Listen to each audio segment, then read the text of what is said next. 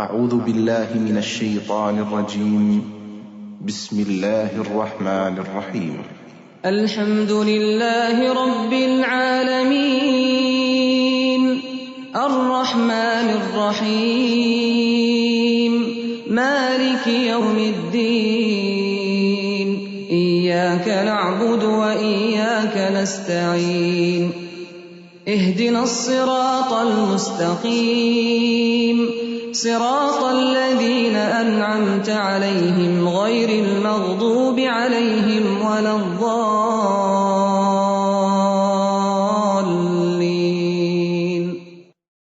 السلام علیکم ورحمۃ اللہ وبرکاتہ.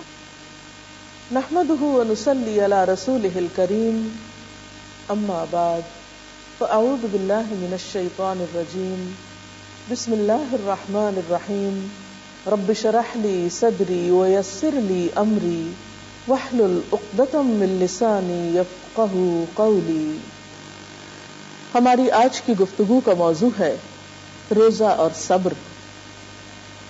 صبر عربی زبان کا لفظ ہے جس کا لغوی مطلب ہوتا ہے رک جانا یا روک لینا، تنگی اور بے قراری کی حالت میں اپنے نفس کو عقل اور شریعت دونوں یا ان میں سے کسی ایک کے تقاضے کے مطابق روک لینا، ثابت قدم رہنا. انسان کی زندگی میں یہ صفت نہایت اہم کردار ادا کرتی ہے. حقیقت میں انسانی زندگی خوشی اور غم دونوں کا مجموعہ ہے. کبھی ایسا نہیں ہوا کہ دنیا میں صرف دن ہی دن ہو، ہر دن کے بعد ایک رات ضرور آتی ہے. لیکن ایسا بھی نہیں ہوا کہ جب رات آ جائے تو ہمیشہ کے لیے رات ہی رہ جائے. نہیں، رات پھر دن میں بدل جاتی ہے. اس لیے اللہ سبحانہ و تعالی ہم سے یہ چاہتے ہیں کہ ہم دن کے بعد یا خوشی کے بعد رات یا غم کے لمحات میں صبر سے کام لیں، اس وقت کو احسن طریقے سے گزارنا جانیں. اللہ تعالیٰ اپنے پسندیدہ بندوں کی صفت کچھ یوں بتاتے ہیں وَالصَّابِرِينَ فِي الْبَأْسَاءِ وَالضَّرَّاءِ کہ وہ سختی اور تکلیف میں ثابت قدم رہنے والے ہوتے ہیں. یعنی کس چیز میں ثابت قدمی؟ خیر اور بھلائی میں، اچھے رویے میں. صبر تین طرح کا ہوتا ہے.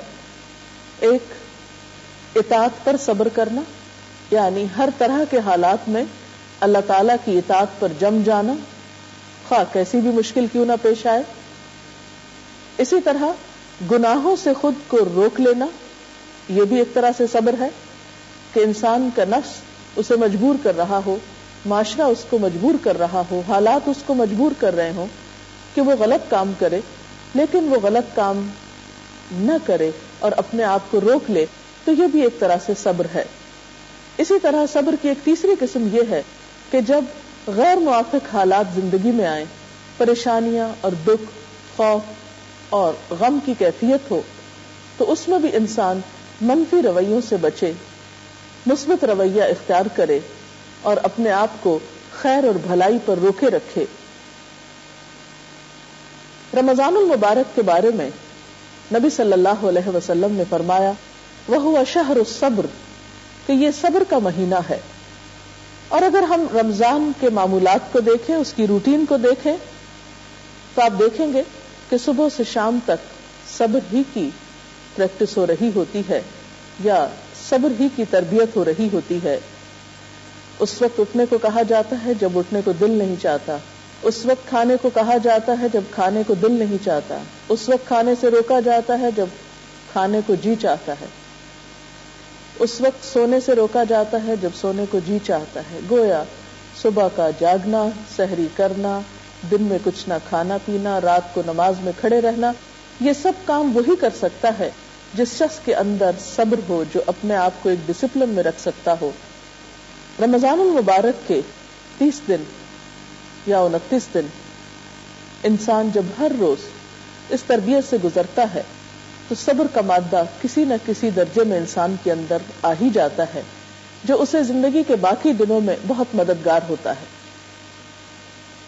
قرآن پاک میں اللہ سبحانہ وتعالی فرماتے ہیں وَلَنَبْلُوَنَّكُمْ بِشَيْءٍ مِّنَ الْخَوْفِ وَالْجُوعِ اور البتہ ہم ضرور آزمائش کریں گے تمہاری ساتھ کسی بھی چیز کے خوف میں سے اور بھوک میں سے، وَنَقْصٍ مِّنَ الْأَمْوَالِ وَالْأَنفُسِ وَالثَّمَرَاتِ، اور مال اور جانوں اور پھلوں کی کمی میں سے، وَبَشِّرِ الصَّابِرِينَ، اور خوشخبری دے دو صبر کرنے والوں کو، الَّذِينَ إِذَا أَصَابَتْهُمْ مُصِيبَةٌ، کہ جب ان پر کوئی مصیبت آتی ہے، قَالُوا إِنَّا لِلَّهِ وَإِنَّا إِلَيْهِ رَاجِعُونَ، وہ کہتے ہیں کہ بے شک ہم اللہ کے لیے ہیں اور اسی کی طرف لوٹ کر جانے والے ہیں، اولئک علیہم صلوات من ربہم ورحمہ واولئک هم المہتدون، ایسے ہی لوگوں پر ان کے رب کی طرف سے نوازشیں ہیں اور رحمت ہے، اور یہی لوگ ہدایت یافتہ ہیں۔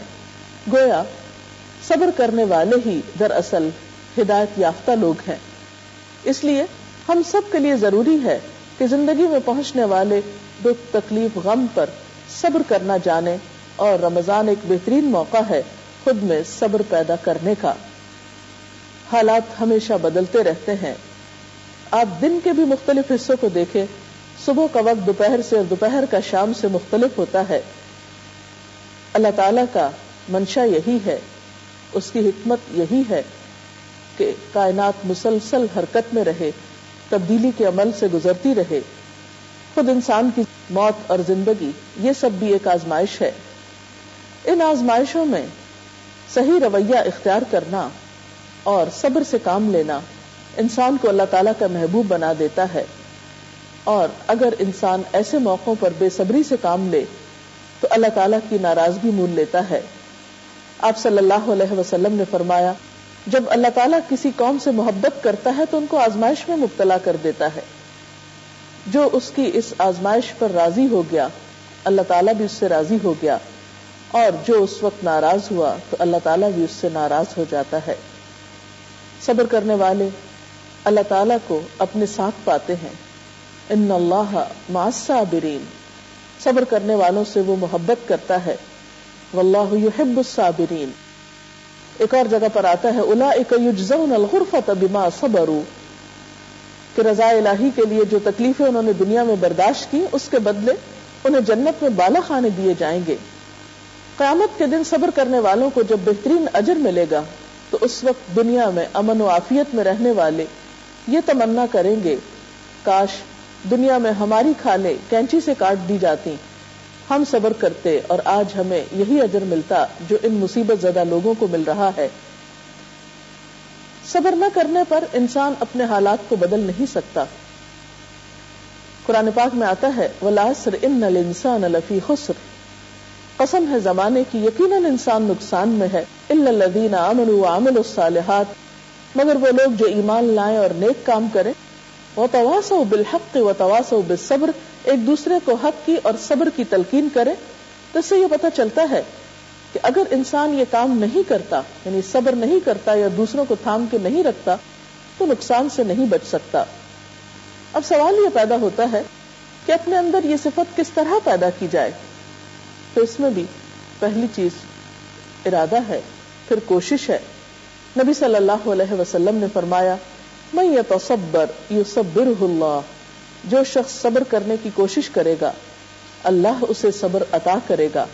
تو گویا اس کے لیے انسان کو اپنی ول پار سے کام لینے کی ضرورت ہوتی ہے کہ مشکل وقت میں، ناپسندیدہ حالات میں انسان اپنے آپ کو تھام کر رکھے، روک کر رکھے اور کسی بھی نیگیٹو ری ایکشن سے بچے۔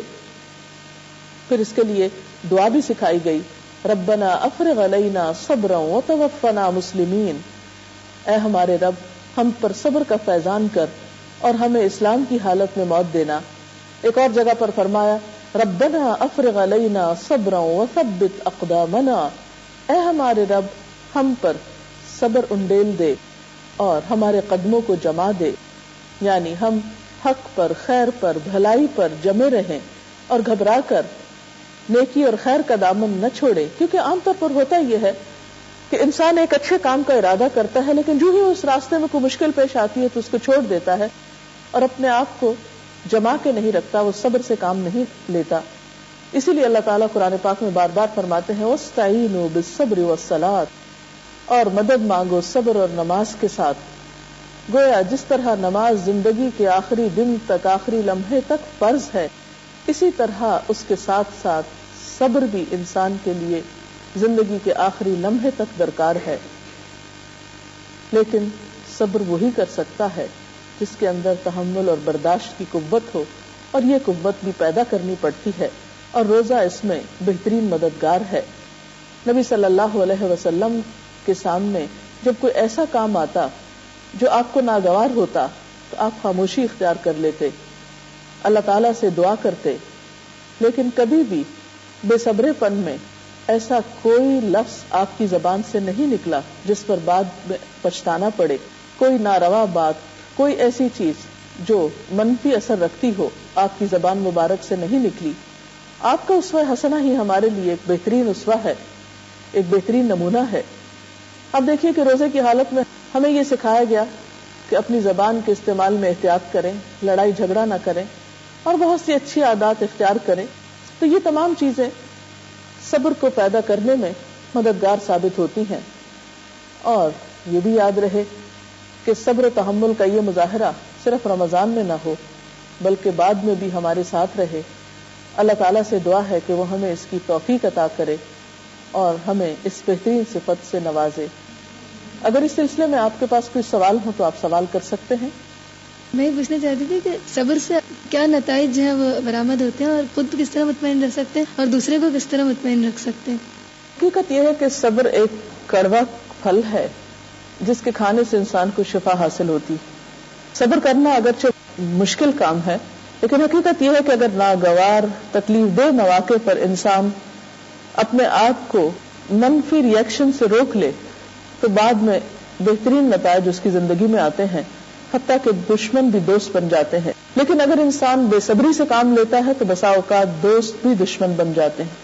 انسانی تعلقات کی جتنی بھی خرابیاں ہیں ان میں اگر دیکھا جائے تو ایک بڑا حصہ بے صبرے پن کا ہے. چھوٹی چھوٹی بات پر مشتعل ہو جانا، آتے سے باہر ہو جانا، ایک کے بدلے میں دو سنانا، اور جذباتی ری ایکشن اس طرح کا کرنا کہ جس سے ہم وقتی طور پر تو سمجھتے ہیں کہ شاید ہمارا مسئلہ حل ہو رہا ہے، لیکن عموماً ہم بہت سے مسائل کو اس طرح بگاڑ لیتے ہیں. جبکہ اس کے برعکس صبر و تحمل، خاموشی اور غصے کے موقع پر اپنے آپ کو کنٹرول کر لینا بہت سی بیماریوں کا علاج ہو سکتا ہے اور بہت سی مشکلات سے نکلنے کا راستہ اس سے مل جاتا ہے. انسان خود بھی مطمئن ہوتا ہے اور دوسرے کو بھی مطمئن رکھ سکتا ہے. اس کے برعکس اگر انسان غلط زبان استعمال کرتا ہے یا دوسرے پر زیادتی کر جاتا ہے تو کبھی بھی اس کا دل سکون میں نہیں ہو سکتا، اگرچہ وقتی طور پر یہ عمل اس کو کتنا ہی خوشنما کیوں نہ محسوس ہو. کوئی اور سوال؟ اللہ تعالیٰ جس قوم سے محبت کرتا ہے اسے کسی آزمائش میں مبتلا کر دیتا ہے، اور پھر اگر وہ اس پر راضی ہو جائے اللہ تعالیٰ بھی اسے راضی ہو جاتا ہے. تو صبر کا مظاہرہ ہم اپنی ذاتی طور پہ تو جس طریقے سے آپ نے بتایا کہ ارادہ کریں پھر کوشش کریں، لیکن ہم اپنی قوم کو انڈیویجلی چھوڑ کر پوری قوم کو اشتعال انگیزی سے کس طرح سے بچا سکتے ہیں، اس کے لیے کیا کر سکتے ہیں؟ یہ درست ہے کہ بسا اوقات افراد کی زندگی میں ایسے مواقع آتے ہیں اور بعض اوقات قوموں کی زندگی میں آتے ہیں، تو ایسے صورت میں جو قومی رہنما ہوتے ہیں ان کی ذمہ داری بنتی ہے کہ وہ لوگوں کی صحیح رہنمائی کریں اور ان کو صبر و تحمل کی تلقین کریں. اسی لیے تو فرمایا کہ وتواصوا بالحق وتواصوا بالصبر، یعنی صبر صرف یک طرفہ عمل نہیں بلکہ ایک اجتماعی عمل بھی ہے. اجازت چاہتے ہیں. اللہ حافظ.